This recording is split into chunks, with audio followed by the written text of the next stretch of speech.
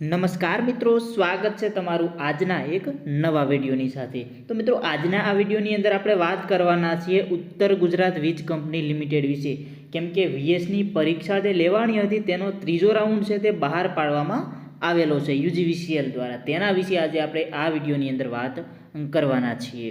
તો જે મિત્રોએ ચેનલને સબસ્ક્રાઈબ નથી કરેલી તે મિત્રો ચેનલને સબસ્ક્રાઈબ જરૂર કરી દેજો, કેમ કે આવી અવનવી માહિતી તમને આ ચેનલ ઉપર મળતી રહે છે। તો મિત્રો આગળ આપણે વાત કરીએ કે અમુક સૂચનાઓ પણ તમને દર્શાવેલી છે કે કંપનીના પ્રવર્તમાન ભરતીના નિયમો અનુસાર એપ્રેન્ટિસ એક્ટ 1961 હેઠળ લાઇનમેન ટ્રેડમાં ઉત્તર ગુજરાત વીજ કંપની લિમિટેડ એટલે કે યુજીવીસીએલની તાબા હેઠળની મહેસાણા, સાબરમતી, પાલનપુર અને હિંમતનગર વર્તુળ કચેરીમાં સફળતાપૂર્વક લાઇનમેન ટ્રેડમાં એપ્રેન્ટિસ તાલીમ પૂર્ણ કરેલ હોય તેમજ પ્રવર્તમાન નિયમ અનુસાર લાયકાત ધરાવતા ઉમેદવારની પોલ ક્લાઇમ્બિંગ ટેસ્ટ સંબંધિત વર્તુળ કચેરી દ્વારા યોજવામાં આવેલ અને તેમાં હાજર રહેલા અને સફળતાપૂર્વક પોલ ક્લાઇમ્બિંગ ટેસ્ટ પૂર્ણ કરનાર એપ્રેન્ટિસની લેખિત પરીક્ષા તારીખ 4/2/2024ના રોજ યોજવામાં આવેલી હતી, જેનું મેરિટ લિસ્ટ યુજીવીસીએલની વેબસાઇટ પર પ્રસિદ્ધ કરવામાં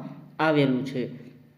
મિત્રો અહીંયા તમને છે તે તમારો ત્રીજો એલોટમેન્ટ બહાર પાડવામાં આવેલો છે, તેના વિશે વાત કરવામાં આવેલી છે। અહીંયા તમે જોઈ શકો છો કે થર્ડ એલોટમેન્ટ ઓફ વિદ્યુત સહાયક ઇલેક્ટ્રિકલ આસિસ્ટન્ટ। મિત્રો આ જે ત્રીજો રાઉન્ડ છે તેની અંદર ટોટલ કેટલા મિત્રોનો વારો આવેલો છે તો તે જોઈએ તો ટોટલ 51 મિત્રોનો વારો આ ત્રીજા રાઉન્ડની અંદર આવેલો છે। અહીંયા તમને નામ, ત્યારબાદ જન્મ તારીખ, ઝોન બધું જ આપેલું છે, ત્યારબાદ તમારો એલોટેડ સર્કલ પણ આપેલું છે, કેન્ડિડેટ નામ છે, ડેટ ઓફ બર્થ છે, પોલ ટાઈમ છે, પોલના માર્ક છે, ત્યારબાદ લેખિત પરીક્ષાના માર્ક છે, તે બધું તમને અંદર આપેલું છે।